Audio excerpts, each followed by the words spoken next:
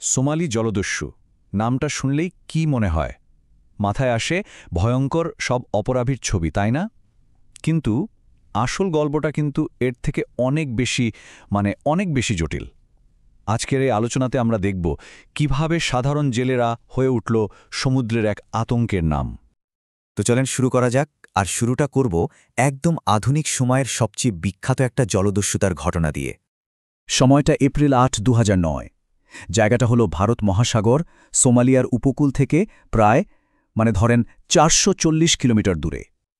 বিশাল এক American cargo জাহাজ, নাম মার্স্ক আলাবামা, শান্তভাবে এগোচ্ছে। হঠাৎই দেখা গেল ছোট্ট একটা স্পিড বোট ঝড়ের বেগে সেটার দিকে ছুটে আসছে। এরপর যা ঘটল তা একদম সিনেমার মতো। AK-47 হাতে ৪ জন জলদস্যু হুড়মুড় করে জাহাজে উঠে পড়ল। কিন্তু মজার ব্যাপার হলো, এই তাড়াহুড়োয় তাদের নিজেদের বোটটাই ডুবে গেল। জাহাজের বেশিরভাগ ক্রু তো ভয়ে এক সেফ রুমে গিয়ে লুকিয়ে পড়ল। কিন্তু ক্যাপ্টেন রিচার্ড ফিলিপস উনি ব্রিজে একা দাঁড়িয়ে রইলেন। এরপর ক্রুরাও কিন্তু কম চালাক না। তারা বুদ্ধি করে জলদস্যুদের ১৮ বছর বয়সী লিডার আব্দুল আলী মিসিকে ধরে ফেলল।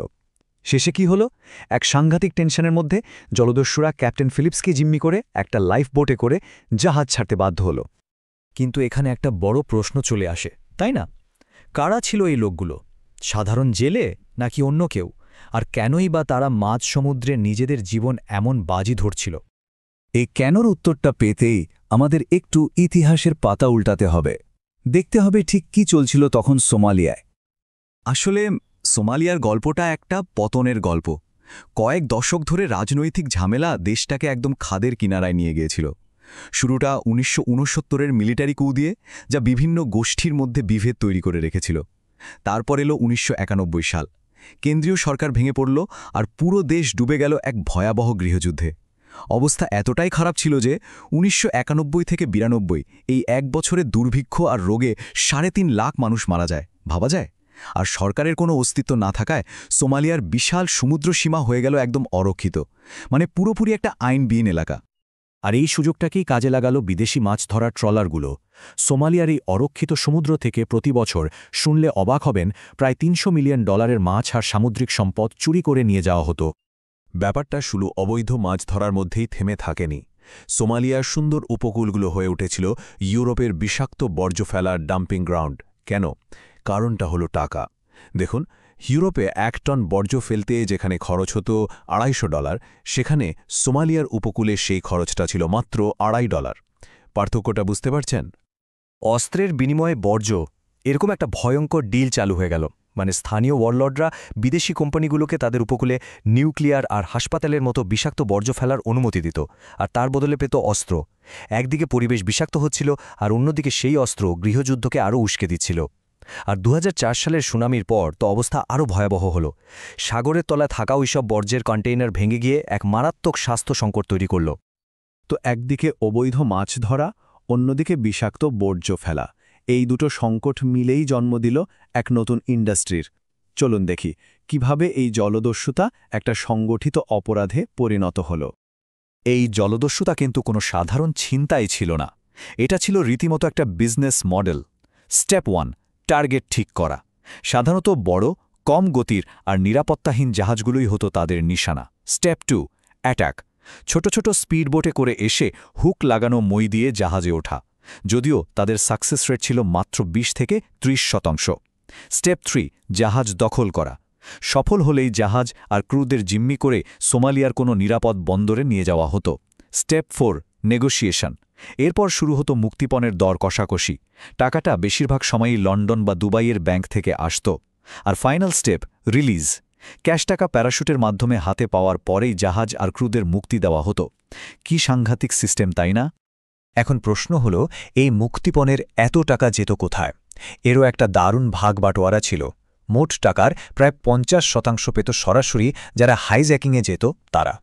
৩৩% যেত ইনভেস্টরদের কাছে। হ্যাঁ, ঠিকই শুনেছেন, এটারও ইনভেস্টর ছিল।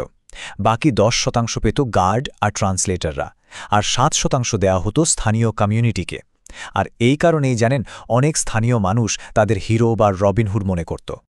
আর এই বিজনেসের আকারটা শুনলে মাথা ঘুরে যাবে। ২০০৫ থেকে ২০১২ এই কয়েক বছরের সোমালি জলদস্যুরা মুক্তিপণ থেকে আয় করেছিল প্রায় $৪১৩ মিলিয়ন। মানে এটা তখন সোমালিয়ার সবচেয়ে লাভজনক ইন্ডাস্ট্রিতে পরিণত হয়েছিল। তো যখন বিলিয়ন ডলারের বিশ্ব বাণিজ্য আর হাজার হাজার মানুষের জীবন এভাবে হুমকির মুখে পড়ল, তখন আন্তর্জাতিক বিশ্ব কি করল? তারা কিভাবে এর জবাব দিল? আচ্ছা, আমরা যে মার্স কালাবামার গল্পটা দিয়ে শুরু করেছিলাম, সেটার শেষটা কি হয়েছিল? 3 দিন ধরে ওই রুদ্ধশ্বাস নাটক চলার পর ইউএস নেভি সিলের স্নাইপাররা অপারেশন চালিয়ে ক্যাপ্টেন ফিলিপসকে উদ্ধার করে, আর সেই জলদস্যু নেতা মুসি তাকে আটক করা হয়। পরে আমেরিকার এক জেলে তার 33 বছরের সাজা হয়।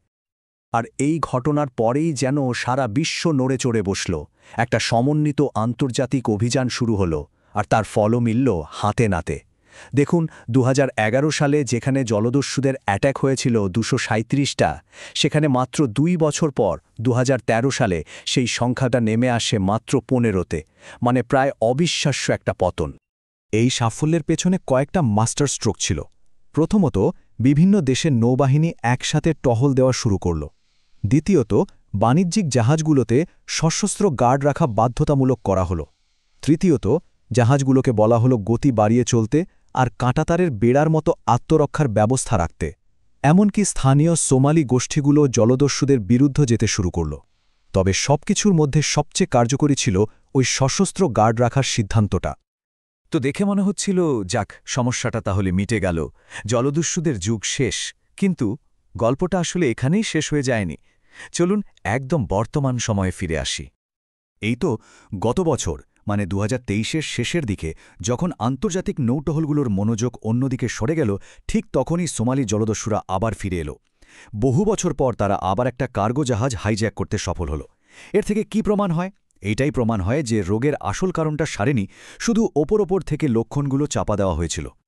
কিন্তু সবচেয়ে অবাক করা বিষয় হল, এই জলদস্যুরা নিজেদের কি ভাবে? তারা কিন্তু নিজেদের অপরাধী মনে করে না। তারা নিজেদের বলে সমুদ্রের রক্ষাকর্তা বা সেভিয়ার্স অব দ্য সি। তাদের যুক্তিটা খুব সহজ, আমরা আসল জলদস্যু নই। আসল জলদস্যু তো ওরা, যারা আমাদের সমুদ্র থেকে মাছ চুরি করে, আমাদের উপকূলে বিষ ফেলে, আমাদের মানুষগুলোকে মেরে ফেলে। আর এখানেই পুরো বিষয়টা এসে একটা খুব জটিল নৈতিক প্রশ্নের সামনে দাঁড়ায়। একটা অবিচারকে রুখতে গিয়ে করা আরেকটা অবিচার কি কখনো সঠিক হতে পারে? এই যে হতাশা, অপরাধ আর শোষণের চক্র, এর থেকে বেরোনোর রাস্তাটা ঠিক কি? উত্তরটা হয়তো এত সহজ নয়, আর এটা আমাদের সবাইকে ভাবায়।